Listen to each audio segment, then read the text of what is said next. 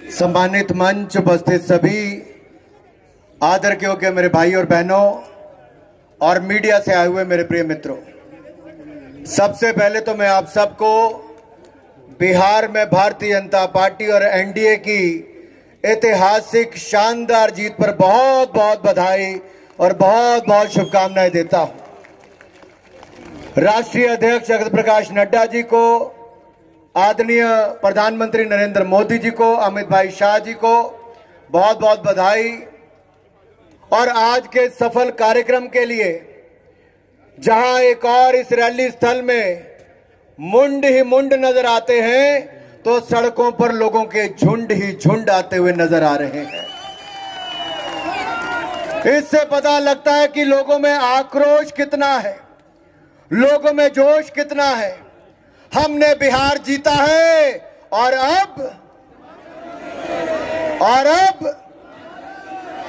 हिमाचल की बारी है और आपको देख के लगता है पूरी तैयारी है।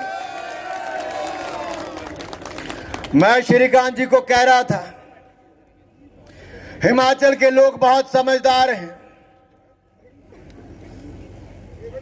जब कांग्रेस की सरकार यहां पर बनी तो मुख्यमंत्री जी का पहला बयान यह था कि 97% हिंदुओं के राज्य में हमने कांग्रेस की सरकार बना दी, यानी कि हिंदुओं को नीचा दिखाने का प्रयास।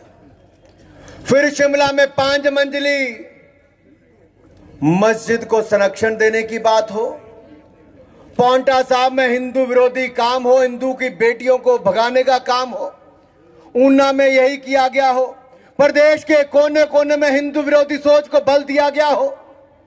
अरे यहां तक कि अब तो राधे राधे पर प्रश्न चिन्ह खड़े कर दिए गए हो।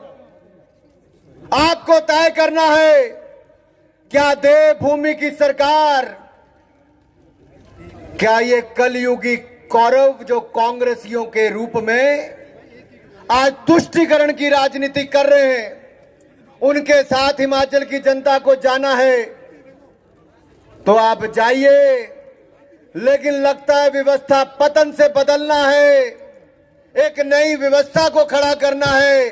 तो मेरे साथ बोलिए राधे राधे। भाई बदलने के लिए पीछे तक सबकी आवाज आए और हाथ खड़ा करके आए। जो सनातनी हैं, जो देवभूमि हिमाचल के, मेरे साथ बोलिए राधे राधे राधे राधे राधे राधे। जय जय सिया राम, जय जय सिया राम, जय जय सिया राम। ओम नमः पार्वती पते।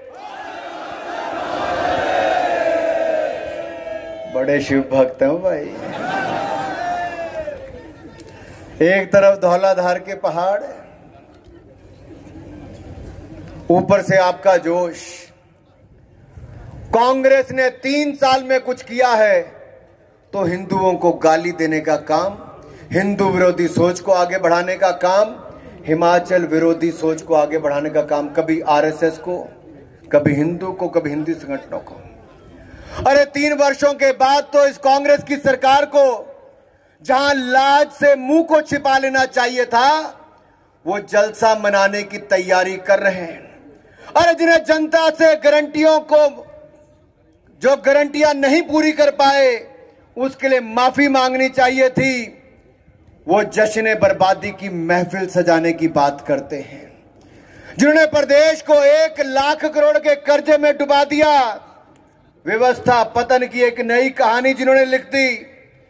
ये 3 साल सुशासन के नहीं, कुशासन और दुशासन के हैं।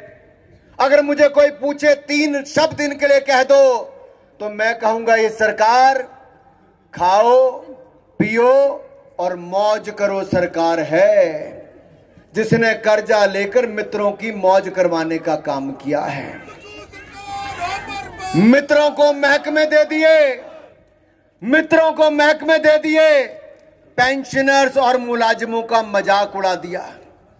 आज से कुछ दिन पहले पेंशनर्स ने एक बहुत बड़ी सभा यहां पर की।